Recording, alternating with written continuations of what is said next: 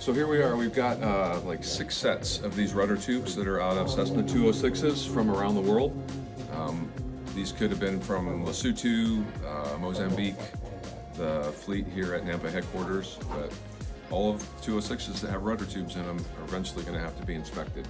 So we've got 6 sets of them here, and this gives us a chance to kind of get our paperwork straight so that we know where this came from, maybe what airplane it was out of, how many hours it had on it. Most of these are right at about 5,000 hours now, and we can do that. We can, start the paper trail with some good record keeping, eventually with a tag that'll tell the next mechanic how old this part was, what was done to it as far as inspection, did it pass that inspection, and is it ready for reinstallation. So keeping them in order here will help us as we move out to the shop to start getting the bearings out of them, start getting the paint stripped off of them, to get them inspected and painted and back in here and nice and fresh in a package and ready to go.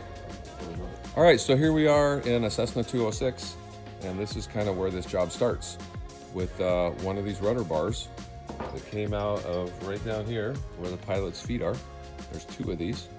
So we're going to take these out of the airplane. These have had about a 5,000 hour life now, and it's a good time to take a look at them and see if they're damaged or cracked or have any excessive wear on them. So we'll take them out of the airplane. We'll take them into the machine shop and first of all see if we can get the inner tube out and if we can get the bushings out of them.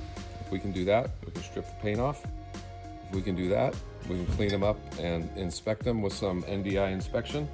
If we can do that, we can prime them and then we can paint them, and then we can send them back out to the field to guys that need replacement rudder tubes every 5,000 hours.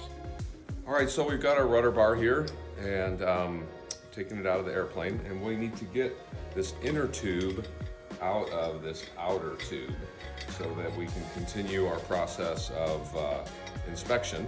So we got to take it apart so we can do that. So we got to get that inner tube out, we've got to get these bushings out. So there's a bushing in each end. I already took this one out, but there's still one down here. So how are we going to get this bushing out of there is the question. And I think we'll use this inner tube as kind of our driver to push on the shoulder of that bushing and push it out. So now we have to hold this somehow in a vise. So we've got a couple of blocks here we can put on this. Put it in a vise.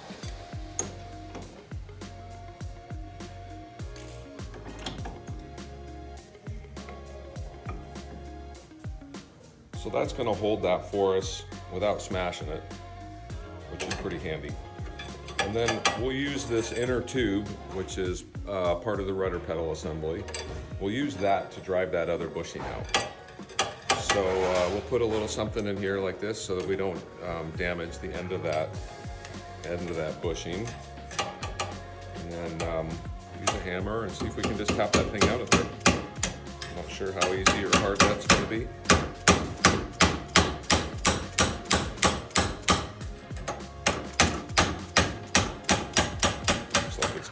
There. Looks like it's barely hanging.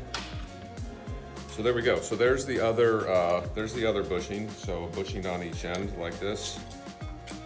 It lets that inner tube turn in that outer tube. So we've got our bushings out. We've got our inner tube out. Now we'll take this guy over to the strip tank and strip all this old paint off and the old primer off, so that we can do a visual inspection. And then once we get through a visual inspection, we can do a magnetic particle inspection, and that'll be fun to watch. That'll be fun to do. So see you there.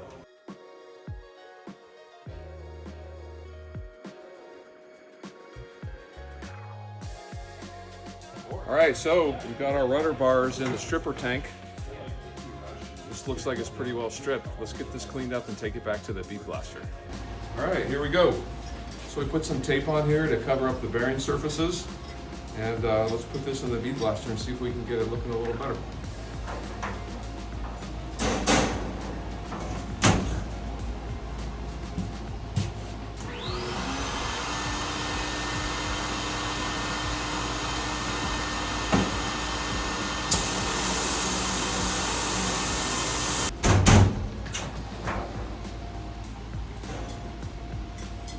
look at that.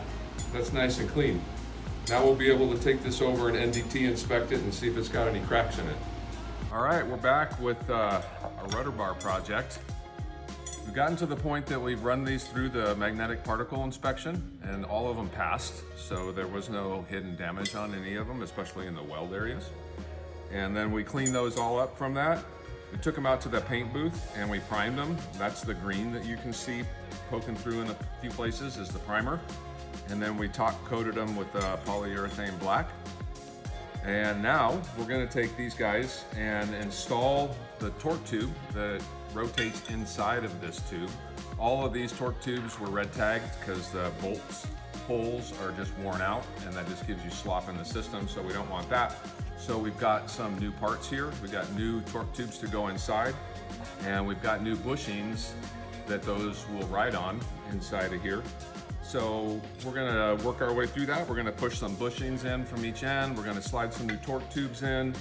And then the really fun part is we're gonna catch up on all our paperwork, because we gotta have good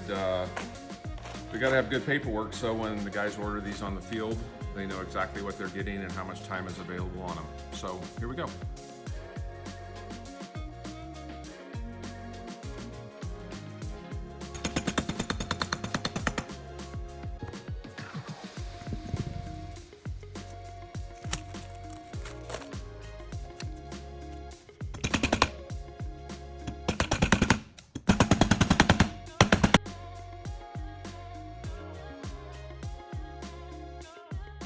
So there we go.